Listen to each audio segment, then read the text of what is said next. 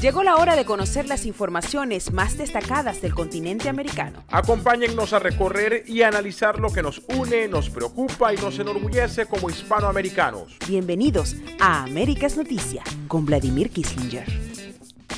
Muy buenos días, feliz tarde y mejor noche para todas aquellas personas que nos están acompañando en una nueva oportunidad a través de Américas Noticias, ya retomando las informaciones como de costumbre, arrancando esta semana informativa para cubrir lo que ha ocurrido en todo nuestro continente americano. Yo soy Vladimir Kissinger, en nombre de todo mi equipo, el equipo técnico, directivo, logístico y periodístico de todos nuestros medios de comunicación, así como también de Kissinger Media Group, les quiero dar la más cordial bienvenida a nuestra edición número 661, en la cual vamos a estar discutiendo, a pesar de que, o además de hacer nuestro recorrido en general, vamos a centrarnos en dos países en particular, en Nicaragua, rozando, por supuesto, a Paraguay, que está llevando este día domingo su proceso de elecciones presidenciales, para terminar en Venezuela a partir de la salida de 5 países de la UNASUR. Las últimas 24 horas en Américas Noticias. Bien, y quiero aprovechar para darle la bienvenida. Veo que Carlos Arturo Albarrán nos acompaña desde Medellín, Colombia. Maggie Murat también, como siempre, nos saluda. Elías Prato desde Trinidad y Tobago. Feliz domingo para ti. Jonathan Torres, Indira Mosquera también. Ilian Fuenmayor. Indira, de hecho, nos saluda. Bueno, un placer tenerte acá en casa. Así que bueno, María Morales también. José Silva Ramírez, como de costumbre. Patricia Zambrana igualmente. Bueno, antes de entrar en el tema de Nicaragua, que va a ser el plato fuerte de esta primera tanda informativa, están pasando muchas cosas en Nicaragua y por supuesto no podemos dejarlo por fuera. Una nota de último momento, recordemos que para los que nos acompañan en diferido, este programa está siendo grabado este día domingo 22 de abril, pues en la madrugada, la noche, entre el sábado y el domingo de este fin de semana, un tirador desnudo mató a 4 personas en un restaurante de los Estados Unidos y se dio a la fuga. Esta es una nota publicada por Infobae de Argentina que queremos compartirla para que sepan lo que tenemos hasta el momento. El hecho es que el hombre atacó a los comensales de un local de la cadena Waffle House en Nashville, en Tennessee, y luego se escapó sin pantalones ni ropa interior. Fue identificado como Travis Raking y está siendo buscado por la policía. Al menos 4 personas murieron y 4 resultaron heridas en un tiroteo esta madrugada en un restaurante del suburbio de Nashville en los Estados Unidos, cuyo autor se dio a la fuga, según informaron las autoridades policiales. El Departamento de Policía del Área Metropolitana de Nashville, en sus siglas o por sus siglas en inglés, señaló a través de su cuenta oficial en Twitter que el tirador, que estaba parcialmente desnudo, abrió fuego a las 3:25 hora local en un establecimiento de la cadena, como les he comentado, Waffle House. Bueno, ya hay fotografías ampliamente repartidas en el país y principalmente en Nashville para dar con el paradero de este tirador, Travis Raking, un hombre blanco de 29 años de edad, nacido en Morton, Illinois, y propietario del vehículo con el que el atacante llegó a la escena del crimen. Lamentándolo mucho, este tipo de situaciones siguen ocurriendo en Estados Unidos.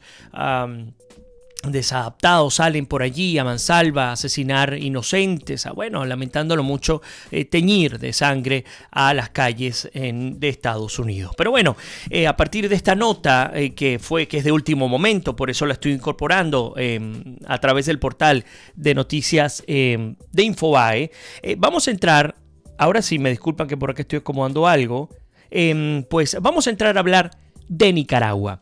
¿Y por qué hablar de Nicaragua? Bueno, en Nicaragua se viven hoy día las protestas más duras contra el líder, por supuesto, sandinista Daniel Ortega, desde que regresó al poder hace 11 años. No se habían vivido protestas de esta naturaleza, de este tipo. Además, protestas lideradas por estudiantes universitarios. Unas protestas que iniciaron de manera muy tímida y poco a poco han ido creciendo. Y fíjense que recuerdo, haciendo comparaciones, por ejemplo, con las venezolanas en su oportunidad del año 2017, protestas en las que a partir de la violencia no se replegaron todo lo contrario, comenzó a crecer, digamos, como la espuma, ¿no? A crecer la cantidad de personas que salían a las calles de Nicaragua, en distintas ciudades de Nicaragua, por supuesto, principalmente Managua, para protestar en contra del régimen pues de Daniel Ortega. Ya les voy a explicar por qué sobre estas protestas. Interesantísimo además hacer la comparación, porque hemos escuchado muchas veces hablar a los presidentes o a los por aquí tengo un problema definitivamente con el audio. Ok, ahora sí, me disculpan. Hablar de los principales presidentes de la izquierda, incluyendo a los dictadores de nuestro continente, criticar, por ejemplo, a las medidas neoliberales supuestamente que se aplican a aquellos jubilados, pensionados, etc. Y cuando vemos las medidas que impulsan este tipo de presidentes y el silencio que acompaña a sus compañeros, por supuesto nos damos cuenta de por dónde va el relativismo de la izquierda en América Latina. Bueno, el hecho es que comenzó con una protesta de apenas 30 estudiantes, esto es lo que se contabiliza, luego fue creciendo, se vivió en Managua principalmente, se contabilizaron más de 100 personas, aumentó luego de las represiones con garrotazos, patadas, etc. Y aumentó hasta el punto en el que centenares de personas se han concentrado en al menos 4 ciudades de Nicaragua. El hecho es que van 5 días de protestas. Lamentándolo mucho, en este tipo de situaciones suele ocurrir, sobre todo en nuestros países, van 10 muertos a partir del enfrentamiento, principalmente con el ejército, porque es que Daniel Ortega ha decidido sacar al ejército para controlar la calle, para evitar, para disminuir, para neutralizar a los jóvenes que están en la calle protestando y pidiendo que se respeten sus derechos. Como les he comentado, de hecho, Daniel Ortega no solo ha mandado al ejército a enfrentar a los manifestantes en Nicaragua, sino además que ha militarizado el país. Principalmente 2 ciudades particularmente importantes para Nicaragua, las cuales son Managua y Estelí. Son las principales que están militarizadas al cierre de la edición del día de hoy. El conflicto no se ve, digamos, salir al corto plazo. Ya el presidente Daniel Ortega ha dicho que se reunirá con buena parte del sector privado, a quienes reconoce en este acto como interlocutores, pero el hecho es que no pareciera llegar a un fin inmediato estas protestas en Nicaragua. Ya se contabilizan edificios destruidos, incendiados, vandalizados, bancos, instituciones públicas, entre ellas también se encuentra, que quise traérselos a ustedes, algunas sedes del Frente Sandinista de Liberación Nacional, el partido de Daniel Ortega, en donde, por cierto, los que atacaron estas sedes decían abiertamente que pues tenían que atacarlas porque desde allí los cubanos adoctrinaban a los nicaragüenses para pues seguir insistiendo y manteniendo el socialismo en este país. Me hizo recordar aquella nota que les presenté, creo que fue el día miércoles, no recuerdo exactamente qué día fue, supongo que fue el miércoles, en la cual el nuevo presidente, digamos presidente, no sé qué otro calificativo darle, el nuevo jefe del régimen cubano, Díaz-Canel, había sido de hecho en su oportunidad enviado a Nicaragua a formar las juventudes comunistas a través del Partido Comunista Nicaragüense, a partir también del Frente Sandinista, pues con 2 objetivos fundamentales. El primero, conseguir una mejor opinión hacia el régimen de los Castro en su oportunidad. Y el segundo, ahí por ahí nos corrige Karine, qué bueno que nos los comenta, el dictador, porque no tiene otro nombre, Miguel Díaz-Canel. Pues en Cuba no hay elecciones libres, en Cuba no hay oportunidad para poder optar por otro tipo de mandato, pues no lo hay, porque sencillamente el control lo tiene la Asamblea Nacional, y la Asamblea Nacional cubana está controlada por el Partido Comunista Cubano. El Partido Comunista Cubano, que por cierto tendrá durante unos cuantos años más a Raúl Castro allí. Lo que sí es interesante, y yo se los había comentado en su oportunidad, será evaluar cuáles serán las líneas de Díaz-Canel, aunque pues todo parece indicar que será básicamente lo mismo a lo que han venido los Castro pues llevando a cabo durante ya más de 60 años.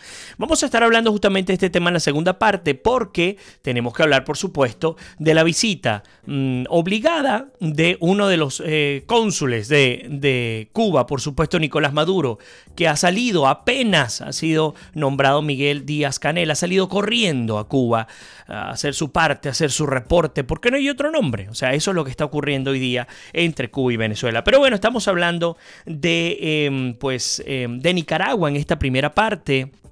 Hay muchísima información que se ha publicado en distintos medios internacionales. Por ejemplo, aquí nos publica Carota Digital. Opositores pidieron al mundo poner atención a la grave crisis en Nicaragua, y es que eso es lo que está ocurriendo. Ver, por ejemplo, lo que ha significado las declaraciones por parte de la OEA en torno a esta crítica situación. De hecho, la Secretaría General de la Organización de los Estados Americanos viene siguiendo con preocupación los hechos de violencia acaecidos en Nicaragua en las últimas horas. La secretaria general, o mejor dicho, la Secretaría General condena todo tipo de violencia y los asesinatos cometidos contra los ciudadanos civiles, y pues menciona una serie de ciudadanos todavía no habían sido asesinados, los 10 nicaragüenses. Al mismo tiempo hace un llamado a la paz, al respeto, a la institucionalidad y a esclarecer los crímenes cometidos. De hecho, el secretario general reconoce el legítimo derecho a la protesta pacífica, así como la libertad de expresión en el marco del derecho, parte, insisto, de lo que está ocurriendo dramáticamente en Nicaragua. El hecho es que, para los que seguramente se preguntarán, pues, ¿por qué están protestando? Recordemos que Daniel Ortega tiene, desde que regresó al poder, 11 años gobernando Nicaragua junto a su esposa, que es la vicepresidenta. Bueno, pues el hecho es que protestan en contra de las reformas de la seguridad social. Y sí, ese gobierno que se dice ser socialista, humanitario, todos los apelativos que ustedes quieran agregarle a lo que ellos normalmente dicen, ha reformado el Instituto Nicaragüense de los Seguros Sociales, una reforma que hace en virtud al quiebre técnico económico que tiene este organismo, y con miras a mantenerlo, a tratar de que no se vaya al quiebre total, pues ha determinado de manera unilateral aumentar el 5% de aporte de sus pensiones, aumentar la cuota patronal, aumentar la cuota de trabajadores, es decir, a todo el mundo le sale aumento. Buscar, por supuesto, como les decía, evitar este quiebre de las instituciones, pero aquí la gran protesta, digamos, el gran punto en el que se encuentran hoy día focalizados tiene que ver justamente con el aumento unilateral, sin haber consultado al pueblo, sin haber conversado con los patronos. Imagínense lo que significa en términos de nómina el aumento de X porcentaje. Por supuesto que habla del 5% del aporte de sus pensiones, pero a cada quien le corresponde un porcentaje distinto, sobre todo hablando de los patronos. Bueno, pues en virtud a esta situación, pues cómo ha salido la gente a la calle a hacer su legítimo reclamo. Fíjense que la BBC de Londres, la BBC Mundo, su portal internacional en español, nos titula 5 preguntas para entender las inusitadas protestas ciudadanas en Nicaragua, que ya dejaron 10 muertos. Y me permito leerlas para que podamos analizarlas y compartirlas en público. Ya voy a incorporar los comentarios de todos ustedes. Clases suspendidas en todas las escuelas públicas, restos de barricadas, neumáticos quemados en las calles y un amplio despliegue policial en algunas ciudades prácticamente sitiadas. Así amaneció este fin de semana buena parte de Nicaragua en su tercer día consecutivo de protestas ciudadanas, ya vamos por 5, por las reformas al Seguro Social que fueron aprobadas esta semana por decreto presidencial y que establecen un aumento de las cotizaciones y una deducción de las pensiones, es decir, de lo que cobraban tradicionalmente los pensionados nicaragüenses, 5% se les va a quitar de la noche a la mañana. Puede sonar poco, pero para un pensionado 5% es considerable el monto. Cada vez pues más numerosas movilizaciones y enfrentamientos con la policía. Ya ustedes lo saben, dejaron un saldo de 10 muertos, según informó la vicepresidenta Rosario Murillo, una de las principales criticadas en este acto. Organismos nacionales e internacionales criticaron, de hecho, también la dureza de la policía al reprimir las protestas. De hecho, la oficina del Alto Comisionado de la ONU llamó a las autoridades nicaragüenses a actuar para evitar nuevos ataques contra los manifestantes y garantizar su derecho a la libertad de expresión. Asimismo, consideró preocupante que varios canales de televisión que estaban cubriendo las protestas hayan sido cerrados por el gobierno. Fíjense que el guión, el patrón es exactamente el mismo. No son gobiernos que actúan de manera aislada. Vemos cómo se parece mucho, por ejemplo, a lo que han vivido los cubanos en su oportunidad. Se parece mucho a lo que sigue viviendo Venezuela, por supuesto, también, entre otros países. El presidente de la Sociedad Interamericana de Prensa, Gustavo Monme, dijo que la censura de los canales desenmascara el autoritarismo de un gobierno que en sus 11 años solo ha buscado desmantelar al Estado para su propio beneficio y el de sus familiares. Entonces la BBC comienza a describirnos a través de preguntas qué es lo que ocurre en Nicaragua. ¿A qué se deben las protestas? El paquete de controvertidas reformas fue anunciado por el Instituto Nicaragüense de Seguridad Social este lunes. Entre ellas se establece que a partir del 1 de julio los trabajadores, fíjense cómo varían los porcentajes como les comentaba, tendrán que aportar a este seguro social un pago de 7% en lugar del 6.25% actual. También las empresas y empleadores tendrán que incrementar su cuota de aporte a partir de esta fecha, pasando del 19 al 21%. El aumento continuará de manera gradual hasta el 22.5% en el 2020. Pero una de las medidas que causó mayor polémica es la que afecta a los jubilados, que tendrán que aportar 5% de su pensión en concepto de cobertura de enfermedades. Nicaragua, o en este país, hay más de 200,000 pensionados que en su mayoría reciben o devengan pensiones de entre $300 y $500 americanos. El gobierno asegura también que las reformas son necesarias para salvar este instituto de la quiebra. Aparte de esto, nos pregunta BBC Mundo si son legales estas reformas. Expertos consideran que el hecho de que la reforma fuera aprobada por decreto presidencial de manera unilateral viola la Constitución y otras leyes vigentes en el país. La Carta Magna establece que corresponde al Congreso la potestad de crear, modificar o suprimir tributos. El establecimiento del aporte del 5% sobre las pensiones constituye la creación de un nuevo tributo bajo la categoría de contribución especial, y esto solamente lo puede hacer la Asamblea Nacional, explicó el especialista tributario Julio Francisco Báez Cortés al diario La Prensa de Nicaragua. También nos comenta, realmente las reformas podrán salvar al Instituto Nacional de los Seguros Social o el Seguro Social. Esta institución se encuentra, ya ustedes lo saben, en situación de iliquidez, que los expertos atribuyen, entre otros factores, a un exceso del gasto administrativo.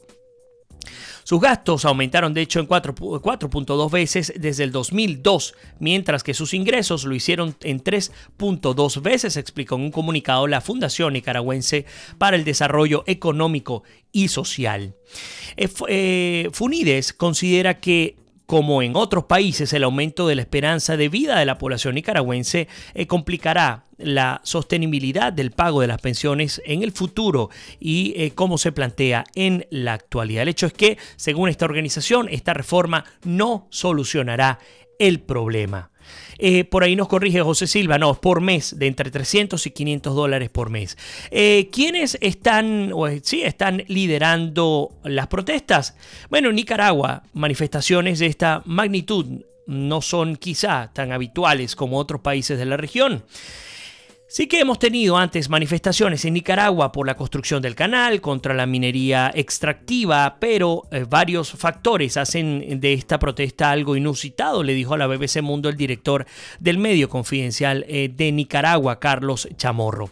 Lo diferente ahora es que están teniendo lugar en la capital y en los principales centros urbanos, sobre todo por parte de sectores que anteriormente han sido partidarios al gobierno, por ejemplo, como las universidades públicas, según añade el experto. Y así continúa, por supuesto, esta nota de Infobae de Argentina, explicándonos, por supuesto, esta crítica situación que se vive en Nicaragua. Y una de las cosas que quiero destacar antes de irnos a la pausa y luego llegar a abordar el tema venezolano, tiene que ver lo siguiente.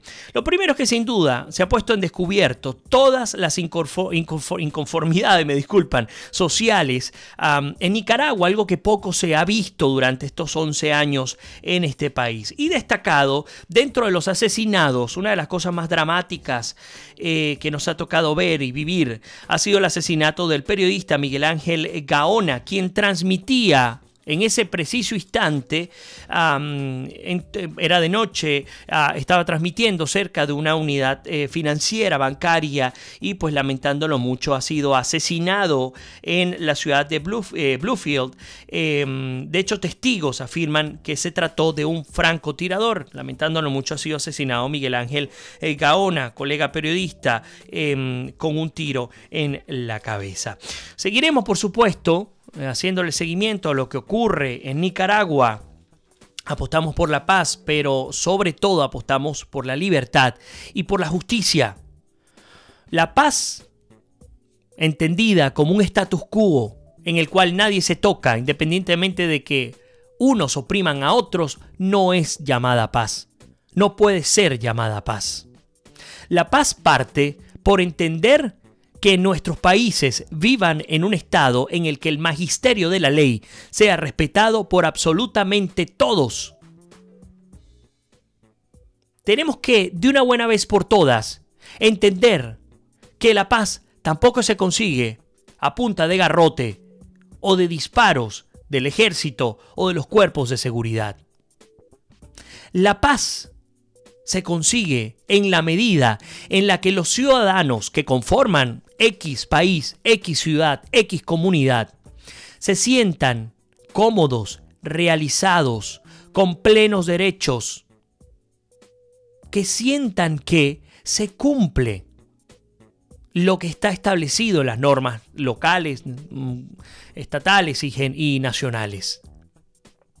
Y eso no está ocurriendo precisamente en nuestro continente. Eso no está ocurriendo precisamente y sobre todo en estos países que se han encargado, o han entendido muy mal, por cierto, que la única manera de, digamos, de controlar, de disminuir, de evitar este tipo de protestas y situaciones y reclamos sociales, comienza por apagarle la señal a un medio de comunicación.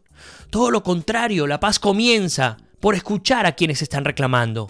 La paz comienza por entender qué están pidiendo. Pero bueno, por supuesto, no podemos asumir necesariamente que los gobernantes de nuestros países tengan la buena fe. Así que, por lo tanto, pues no tendría ningún tipo de sentido pensar que un individuo que lo único que pretende, que lo único que quiere es mantenerse en el poder, no importa lo que ocurra en el intento, pues quiera al menos conseguir que obtengamos, por ejemplo, mayor seguridad jurídica, social, entre otras. Pero bueno, ya nos toca hacer nuestra primera pausa. Les invito a no irse, que ya regresamos con muchísimo más de América es Noticia, nuestra edición número 661. No se vayan, que ya regresamos.